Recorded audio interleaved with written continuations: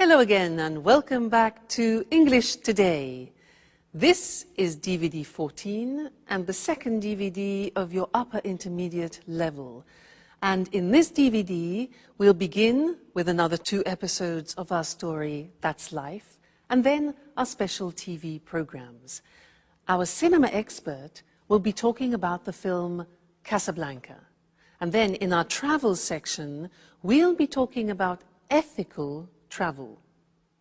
Then, in the grammar section, we'll learn more about phrasal verbs, those difficult verbs followed by prepositions. We'll also study the second conditional, and we'll look at some useful language for socializing, okay? So have fun.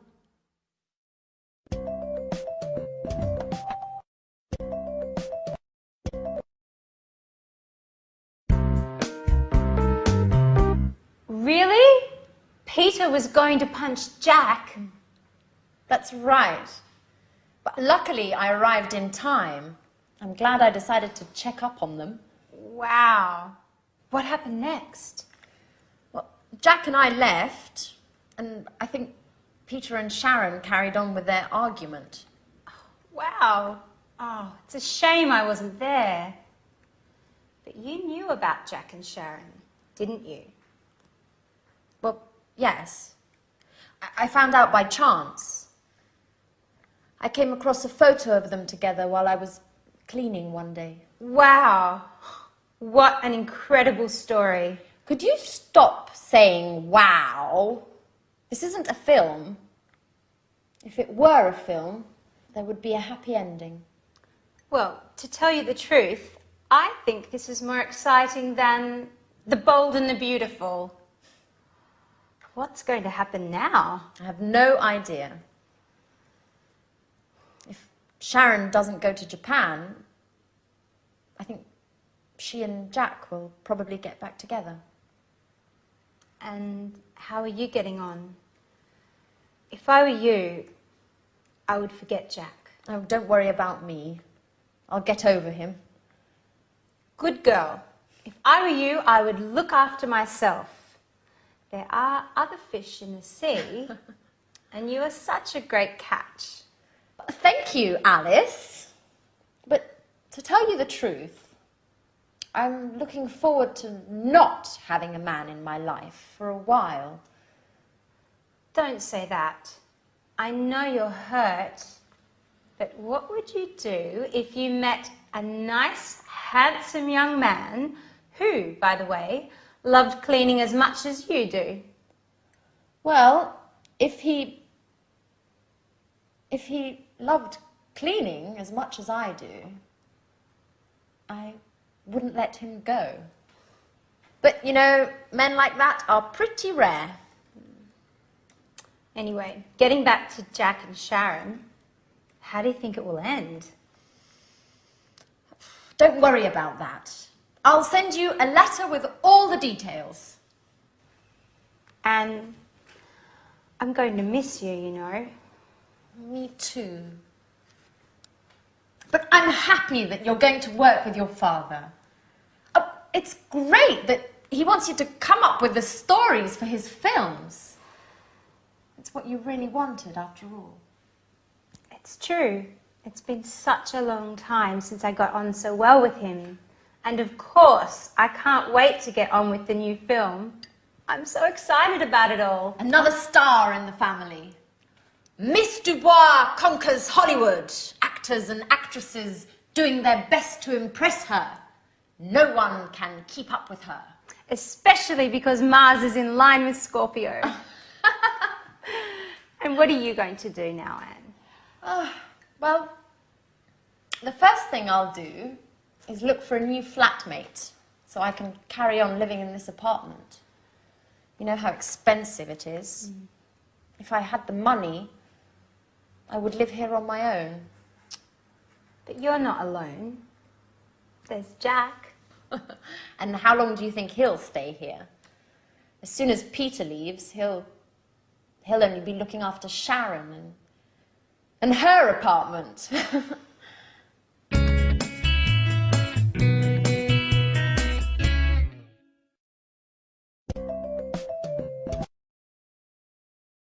Hello again and welcome back for another lesson in your live TV program of English language.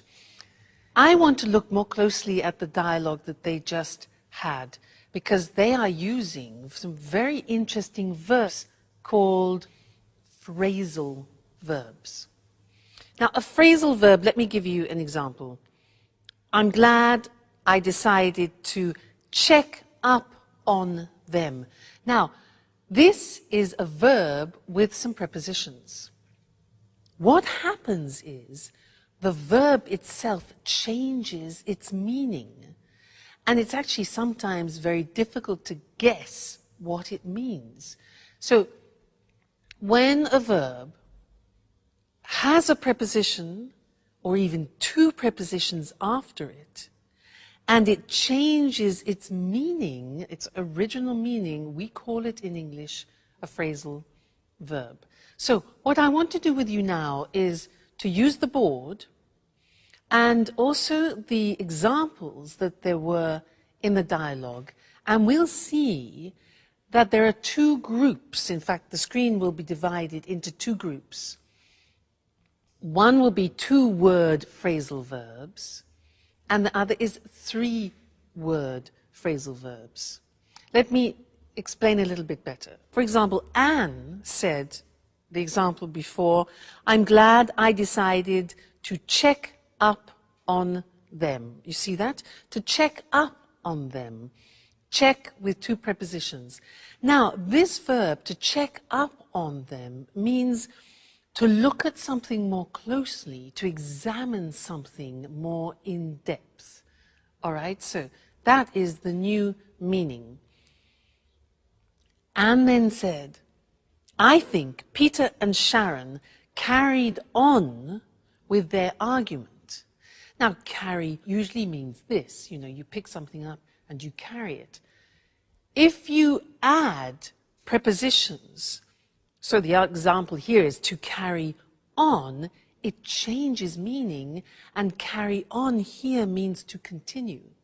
So, I think Peter and Sharon carried on with their argument means to continue their argument. All right? So, let's carry on. Then Anne said, I found out by chance. Found out, that becomes the meaning of discover. I discovered something. Okay, so find out. Next one. She said, I came across a photo. Now, came across. Very difficult to understand what that means. Because in this context, to come across, it means to find something or to find someone by chance. She says, I came across a photo of them together while I was cleaning one day. Okay, you see, they're not easy, quite complicated. Anne then said, I think she and Jack will get back together. So, look at that. That is a three-word phrasal verb. There are two prepositions, to get back together, and that means to become a couple again. Okay, to reconcile, get back together. Then Anne said, oh, don't worry, I'll get over him. Interesting, impossible to guess the meaning. Get over means to forget about. I'll get over him means I'll forget him, all right? Alice says, if I were you, I would look after myself. Look at that one. Look after, again, difficult to imagine. It means to take care of. Take care of yourself. So, if I were you, I would look after myself. Good. Next one, there are two more. It's been a long time since I got on so well. Now, to get on with means to have smooth relations with a person. It means that the relationship is going well without problems. To get on with. And the last one. Anne says, I'm looking forward to not having a man in my life. Again, look at that. To look forward to. Again, very interesting. This has two prepositions, look forward to, and it means that you think of an event in the future with pleasure. I could say to you, I look forward to seeing you again in the next lesson. All right, so these are the phrasal verbs, very difficult. People hate them. And they say, well, why don't you use easier verbs in English? Well, they come from Anglo-Saxon, and because we use them very often, I'm afraid you have to get familiar with them. All right? So we'll keep practicing, and I'll see you again. I look forward to seeing you again in the next lesson. Okay? Bye.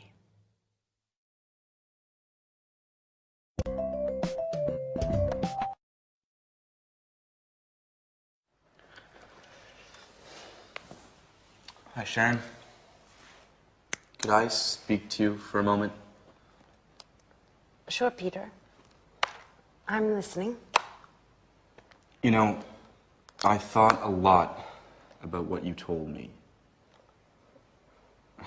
Well, I have to admit you're right. I haven't been paying very much attention to you. I won't be angry if you don't want to stay with me. Oh, Peter. Don't worry about me. Just look forward to your musical. It's your big break, isn't it? If you weren't so committed, you wouldn't be the man for the job now, would you? You're a star, right? Yes, I know. It just isn't easy imagining Japan without you. It won't be easy for me either. But I'm sure it's the right decision for both of us. I hope so. If I were rich and famous already, I'd send along my private jet so you could visit me on weekends. Yeah, right. The petrol alone would cost you your fortune. Who cares? I'd be rich. So, while I wait for you to bring your career off and become rich, I might come visit you. Maybe with Anne. But if you're famous, you'll forget all about me. You'd let it go to your head and wouldn't have time to take care of me. I couldn't keep up with all those beautiful young actresses. How could I forget you, Sharon? By the way, would you mind me taking that beautiful photo of you along to Japan with me? The one hanging in the living room. It'll help me when I'm missing you. Especially in the beginning. Of course, Peter. Take it. I'll be happy to give it to you. Thank you. Well, I have to get on with packing. One last thing. If we were to meet in a few years, in two apartments close to each other, you with your new boyfriend, would you pretend not to know me like you did with Jack? Why do you ask me that? I don't know. Just curious. I guess it would be fun to meet you somewhere else and have a little secret between us two.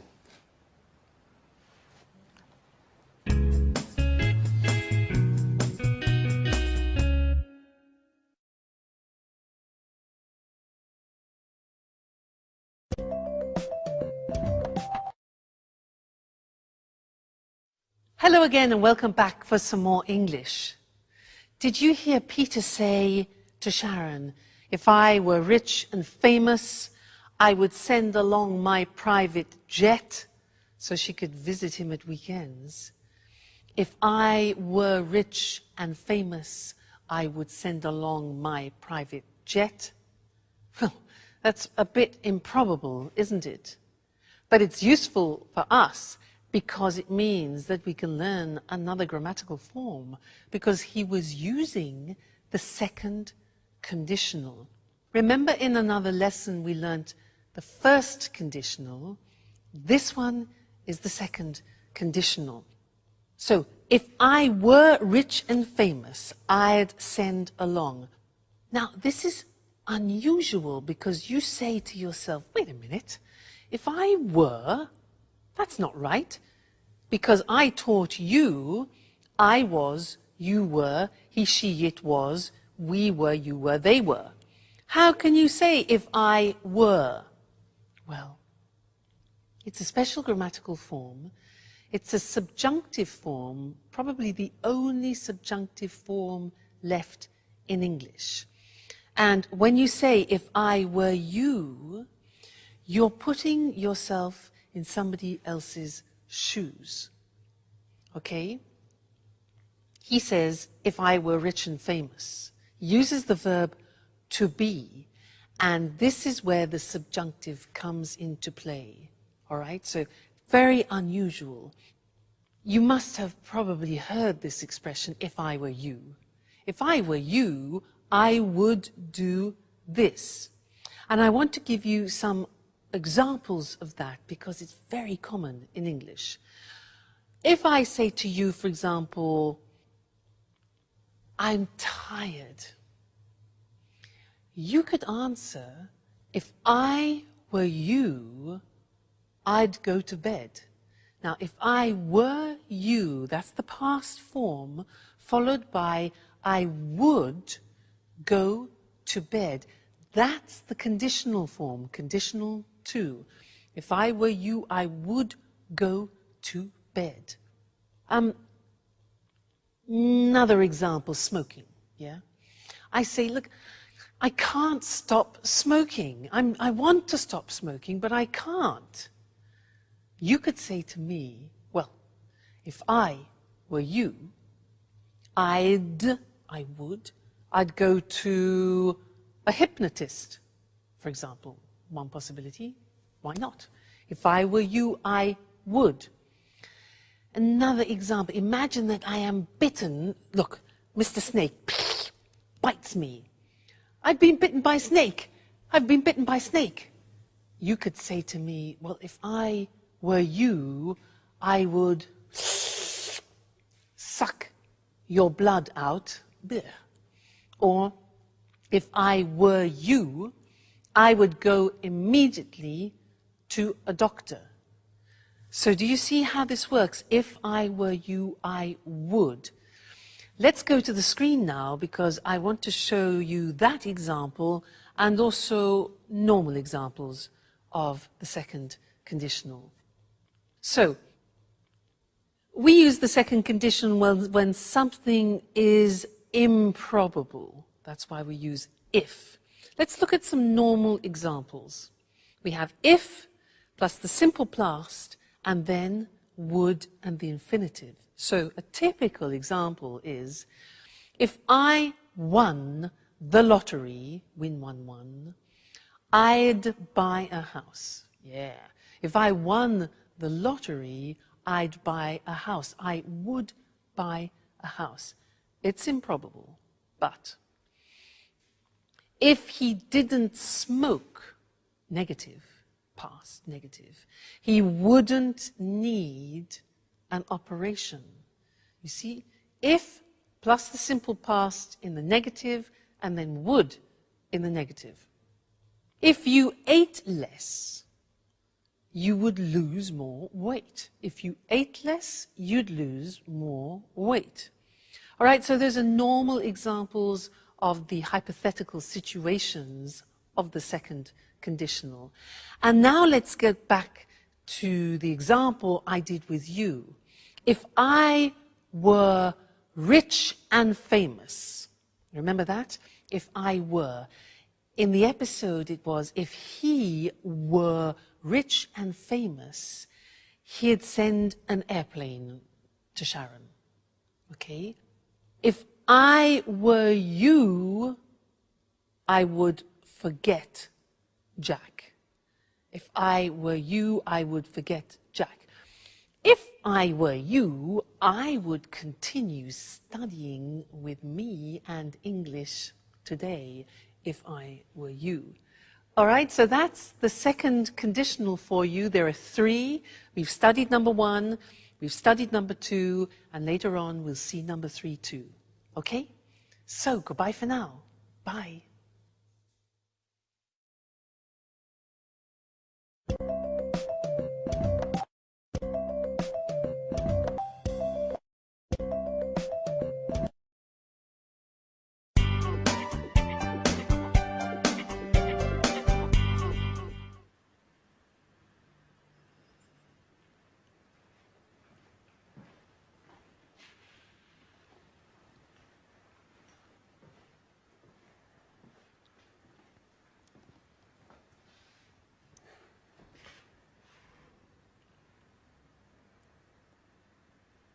So it's just you and me, isn't it, Anne?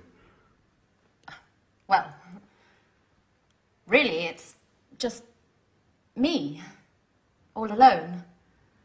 Are you still angry? No, I was just joking.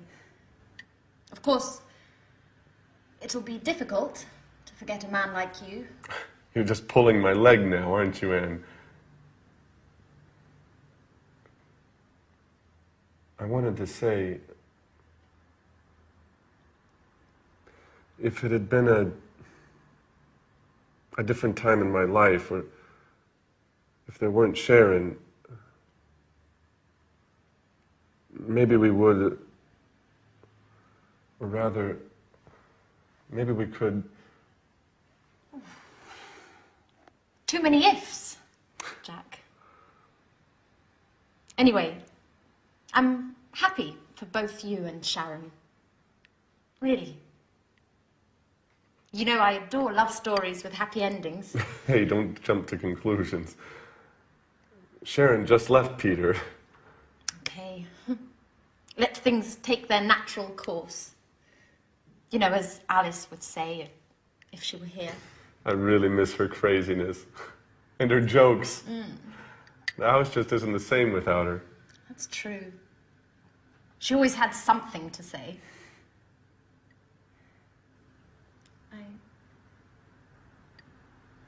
I miss so many things. Like Peter. I even miss his singing exercises. But they were awful. Our poor ears. I know, but I was used to them. By the way, how did things turn out in the end between you two? Pretty well. Well, we had a long talk, and he understood it really wasn't my fault, that it was inevitable. Peter was just too involved with his career to notice Sharon's needs and desires. Let's just say I took advantage of their situation. I'd say so. You've never missed a chance like that in your life, have you? It's late. I have to go. I'm late as usual.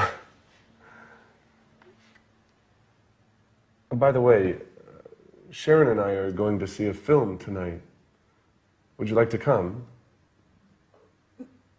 Thanks for the invitation, Jack.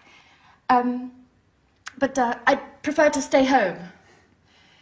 Anyway, a possible new flatmate is coming to take a look at the apartment, and well, his name's Nick. Well, actually, I've got to get things tidied up. That's right. Cleanliness is next to godliness, huh? Don't work too hard, Anne.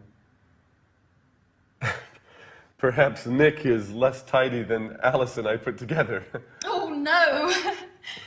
I lost the battle with you two, but it's time to put an end to all this chaos. I'll ask him all the right questions, but if I get the feeling he doesn't like cleaning, I won't let him in the door.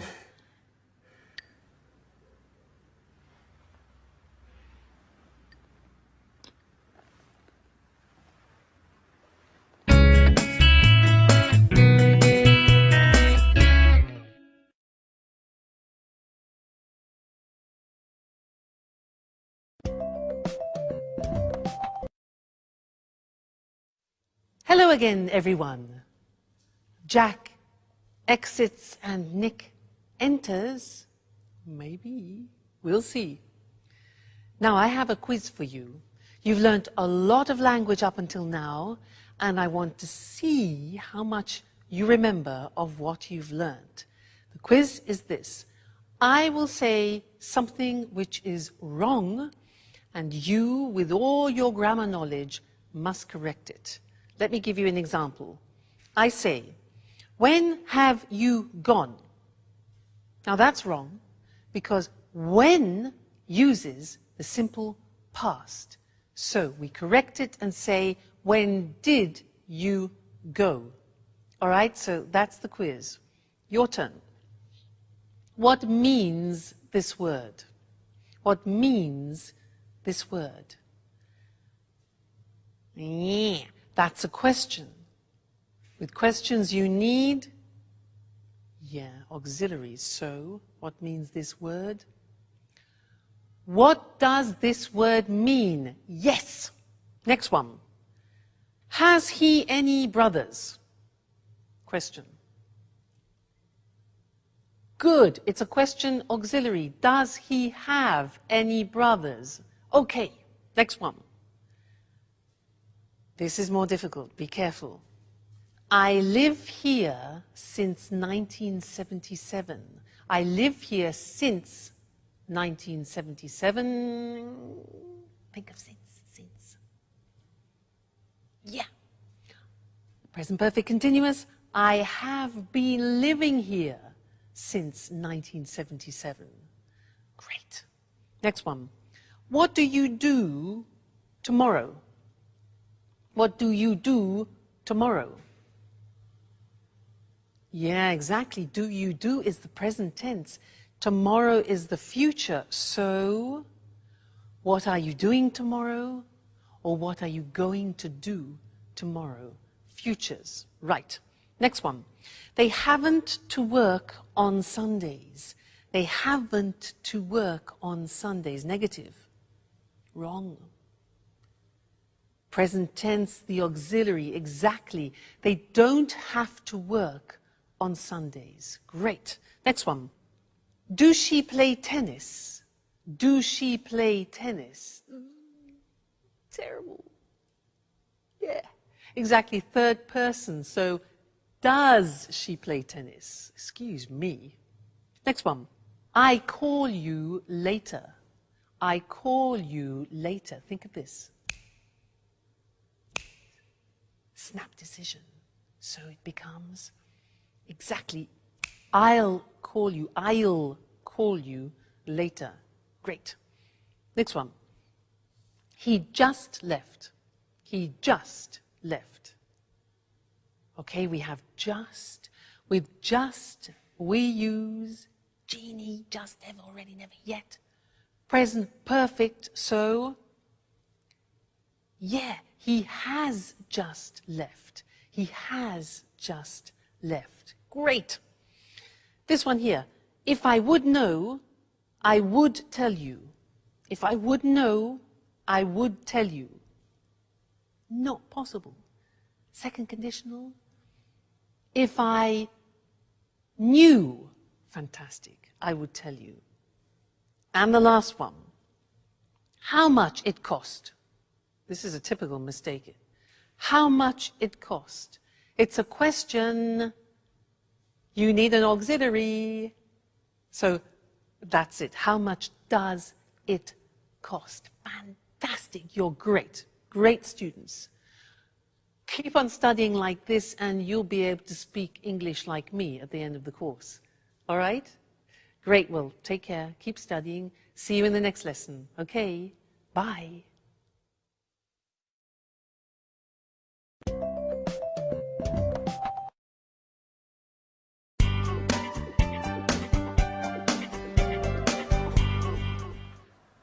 Good evening.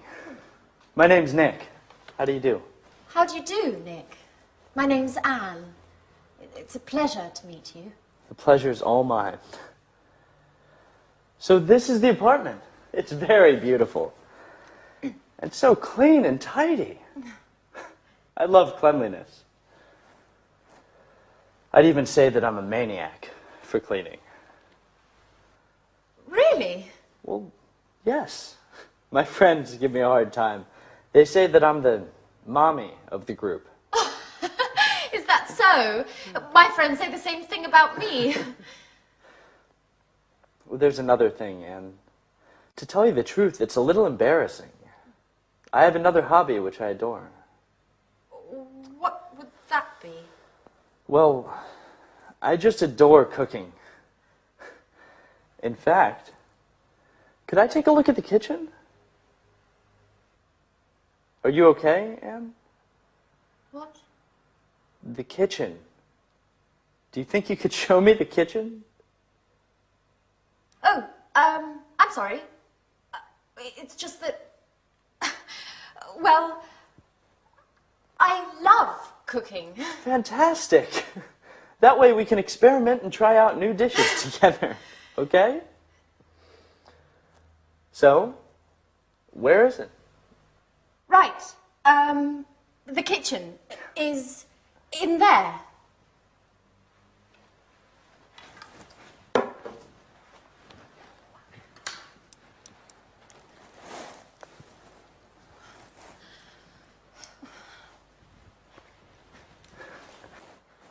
Great.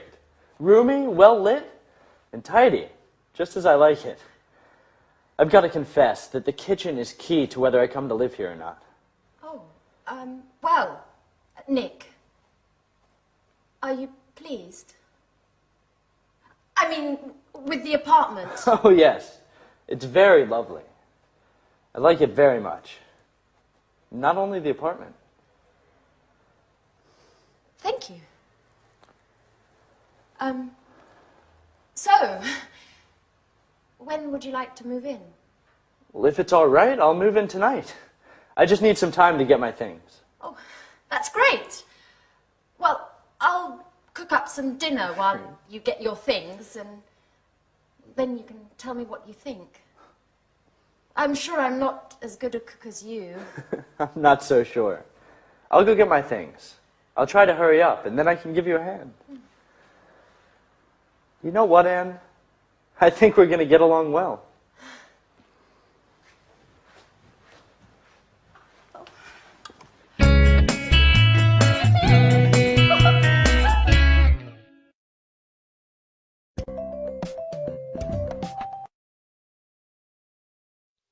So Anne and Nick cleaned happily ever after. Now, in the last episodes, we have seen lives changing, we've seen people saying goodbye, and I want to look at that language that we use when we say farewell. Farewell in English is a word which means stay well in the future. So let's look at some of the language we can use. We heard, I'm sorry to see you go, and also, I'm going to miss you.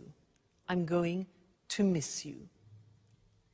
Hope to see you again soon is something we very often use. Hope to see you again soon, okay? Call me from time to time. Call me from time to time is a nice one. Another really nice expression in English is let's keep in touch. Let's keep in touch, all right, so that you continue having a contact with that person. Let's keep in touch. Let me know how you're doing. Let me know how you're doing, okay? Then saying goodbye to people, some examples are all the best. All the best for your new job, for example, to Peter. Good luck with your new job.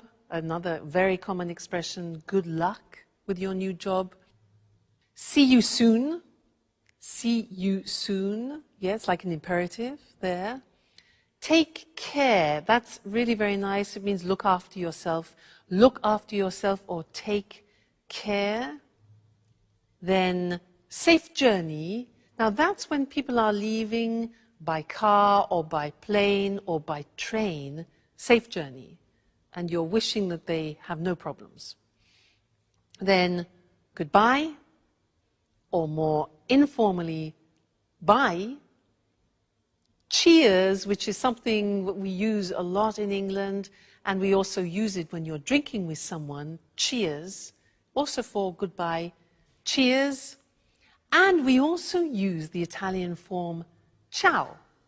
So, bye, cheers, and ciao until our next lesson, where we'll be doing some more English language. Ciao.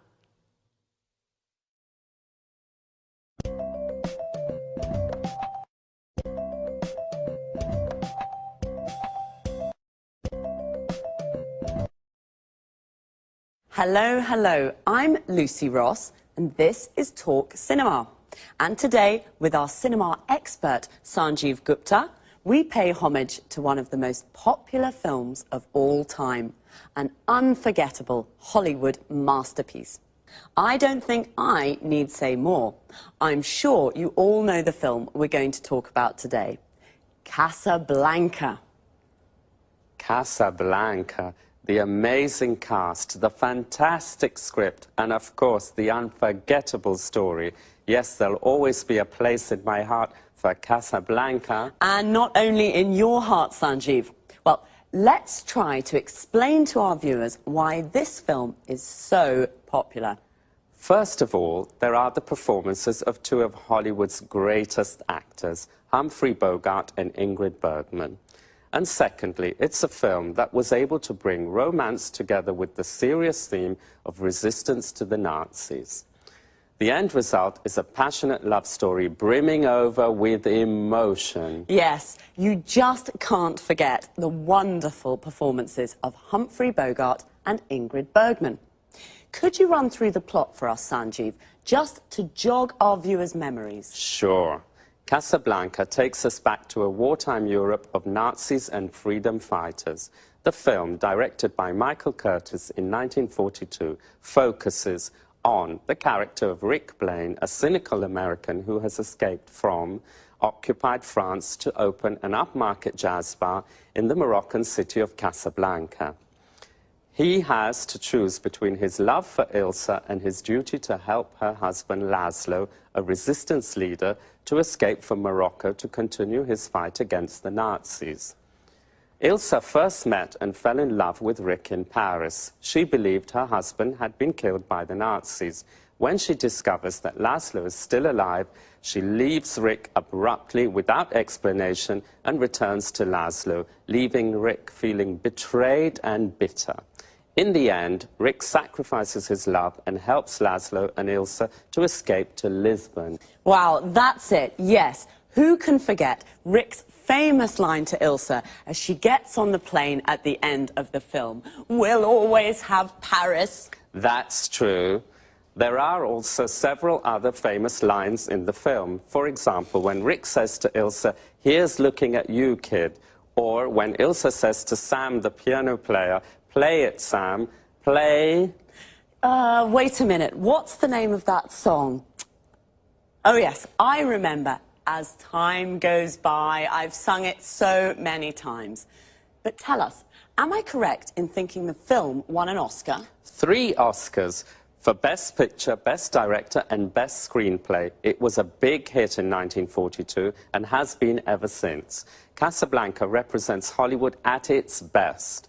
A film with undying universal appeal. The film is still shown regularly in America. Really? Do you mean on TV or in the cinema? Both, actually. You know, colleges across the USA show the film every year during the week of graduation exams. This has helped keep the film popular. Well, it certainly is an unforgettable film. That's Casablanca. Thanks to our expert, Sanjeev. Goodbye, Lucy. Goodbye. And goodbye, everyone. See you again soon with the next edition of Talk Cinema. So, have you seen Casablanca? It really is an unforgettable masterpiece. We say something is unforgettable when it's difficult to forget.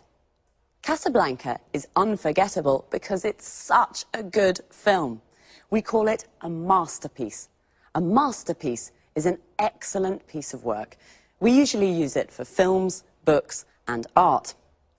Why is Casablanca such an unforgettable film? First of all, the amazing cast. Amazing here means incredible, very good. The cast is all the actors of a film. Casablanca features Humphrey Bogart and Ingrid Bergman. If you've seen it, you can't forget their incredible performances. An actor's performance is the way the actor plays his or her role. Secondly, the script. The script is the text of a film or a play. In fact, Casablanca won 3 Oscars, one for the best screenplay. The screenplay is another word for the script. It won Best Director. The director was Michael Curtiz. We say it was directed by Michael Curtiz. And it won Best Picture. Best Picture means best film.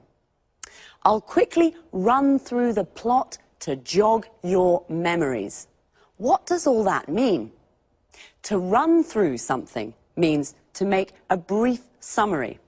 The plot is the storyline, what happens in the film. And to jog someone's memory means to help them remember. Sanjeev jogged my memory. He made me remember some famous lines from the film. A line is something an actor says in the film. One of the most famous lines is, "At the end of the film, we'll always have Paris." Notice how we say, "at the end of something," but "in the end" means finally, after some time. And now it's time for me to say goodbye. So see you all next time. Bye.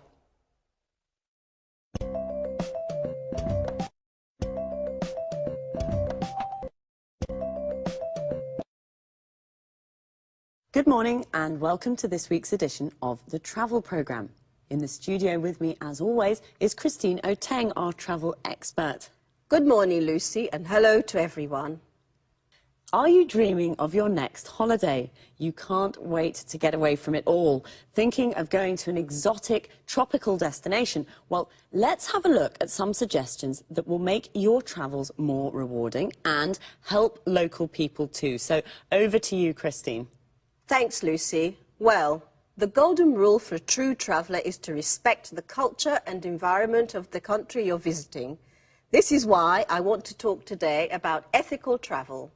I'm not talking here about a weekend in Paris or a week on a Greek island, but more about tourism to more distant locations in poor, developing countries.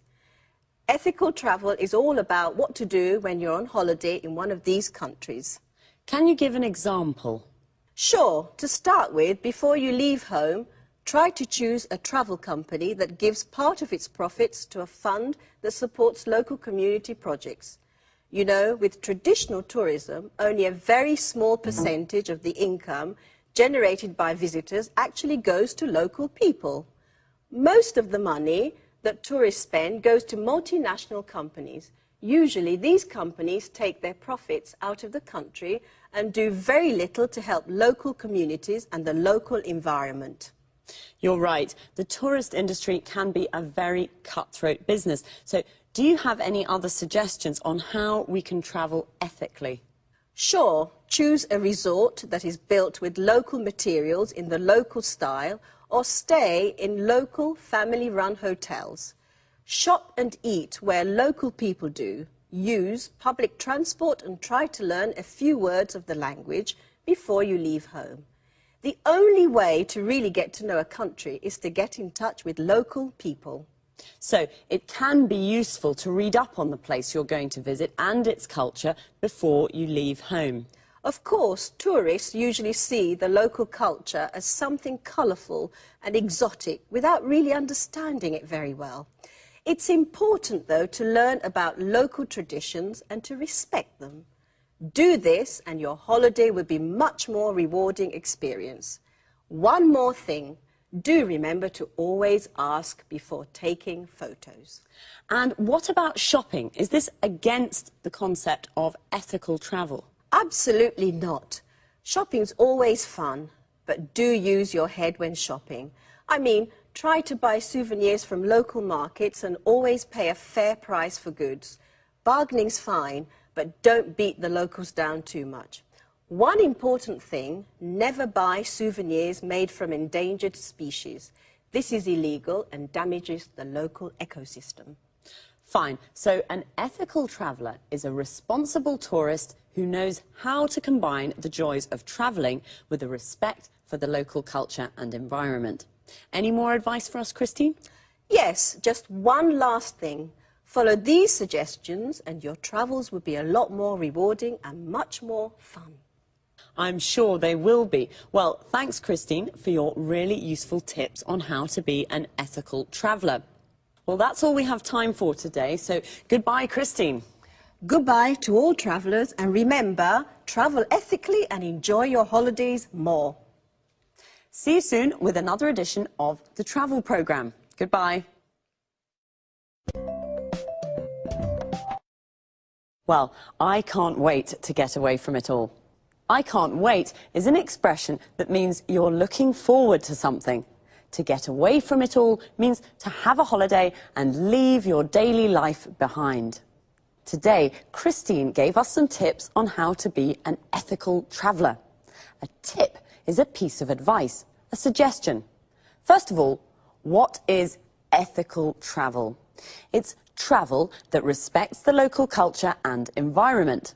Local means from a specific place. For example, the local people are the people that live in a place, and the local culture is the culture from that place. The environment is the world that surrounds us, all the social, physical and cultural conditions of a place. Christine gave us a golden rule, a rule that should not be broken. The golden rule for an ethical traveller is, in fact, to respect the local culture and environment. She also suggested choosing a travel company that gives some of its profit to local communities. A community is a group of people living in the same area. A travel company is a company that organises tours to various parts of the world. And you should read up on the place you want to visit. To read up on something means to research and get information about something.